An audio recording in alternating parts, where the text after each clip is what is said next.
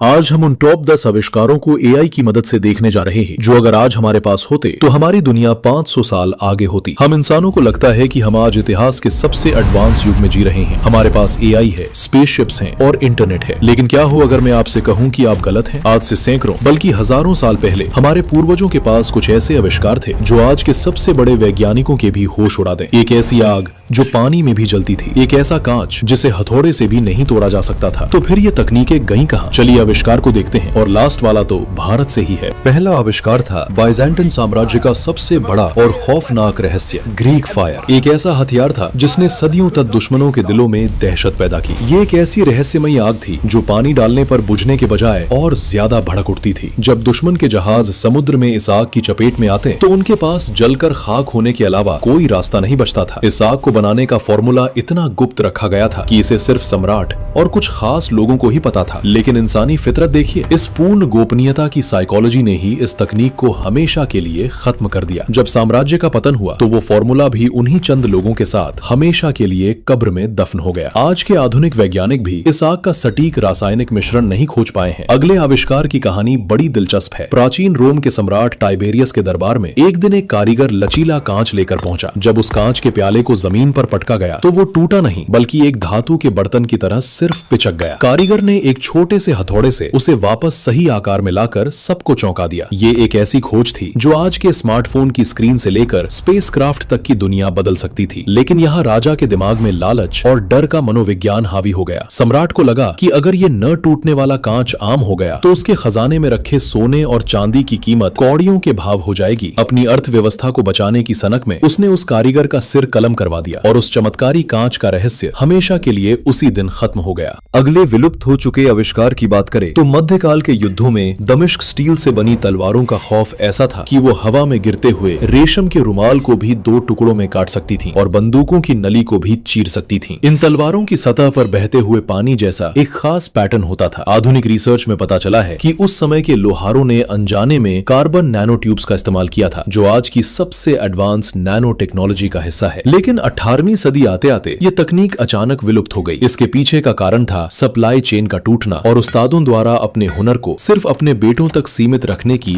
संकीर्ण मानसिकता। ज्ञान को बांटने के बजाय उसे अपनी जागीर समझने की इस इंसानी सोच ने दुनिया से एक बेहतरीन धातु विज्ञान को हमेशा के लिए छीन लिया। 1980 के दशक में मॉरिस वार्ड नाम के एक हेयर ड्रेसर ने अपनी रसोई में स्टारलाइट नाम का एक ऐसा प्लास्टिक जैसा पदार्थ बनाया जिसने नासा तक को हिलाकर रख दिया। ये पदार्थ परमाणु बम की गर्मी यानी लगभग 10,000 डिग्री सेल्सियस का तापमान भी आसानी से झेल सकता था। एक टीवी शो में इस पदार्थ पर लेजर बीम से हमला किया गया लेकिन ये पिघला तक नहीं। ये तकनीक स्पेस ट्रैवल और फायर सेफ्टी की दुनिया में क्रांतिकारी थी। लेकिन वार्ड के अंदर एक भयंकर पैरानोया यानी अविश्वास की साइकोलॉजी बैठ गई थी। उन्हें लगता था कि बड़ी बड़ी कंपनियां और सरकारें उनका फॉर्मूला चुरा लेंगी। उन्होंने अरबों डॉलर के ऑफर ठुकरा दिए और अपनी जिद पर अड़े रहे। 2011 में जब वार्ड की मौत हुई तो वो चमत्कारिक फॉर्मूला भी उनके दिमाग के साथ ही हमेशा के लिए खत्म हो गया। अगर आप आज की बनी किसी बिल्डिंग को देखें तो 50 से 60 सालों में उसमें दरारें आने लगती हैं। लेकिन 2000 साल पहले बना रोमन कंक्रीट आज भी समुद्र की तेज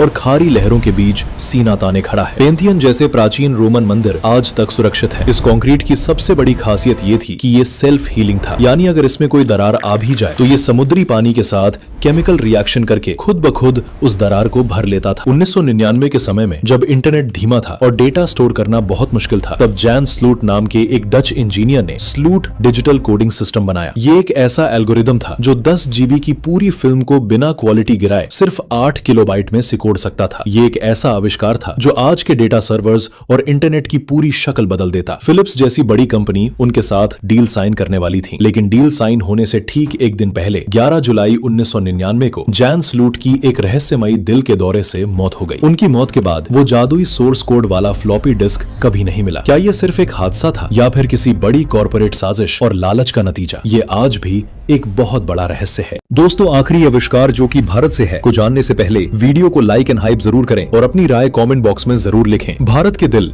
यानी दिल्ली में कुतुब मीनार के पास खड़ा जंगरोधी लौह स्तंभ प्राचीन भारत के विज्ञान का सबसे जीता जागता सबूत है। 1600 सालों से ये लोहे लोहे का खंभा खुले आसमान के नीचे चिलचिलाती धूप, भारी बारिश और प्रदूषण को झेल रहा है, लेकिन इसमें आज तक जंग का एक कतरा भी नहीं लगा है। आज के वैज्ञानिक भी हैरान हैं कि उस दौर के भारतीय लोहारों ने लोहे में फास्फोरस की मात्रा को इतनी सटीकता से कैसे मिलाया कि इसके चारों ओर एक प्रोटेक्टिव लेयर बन गई। ये एक तरह की प्राचीन नैनो टेक्नोलॉजी थी। लेकिन समय के साथ लगातार होने वाले विदेशी आक्रमणों, गुरुकुल व्यवस्था के टूटने और ज्ञान को सहेजने की कमी के कारण धातु विज्ञान की ये शानदार कला भी हमेशा के लिए विलुप्त हो गई।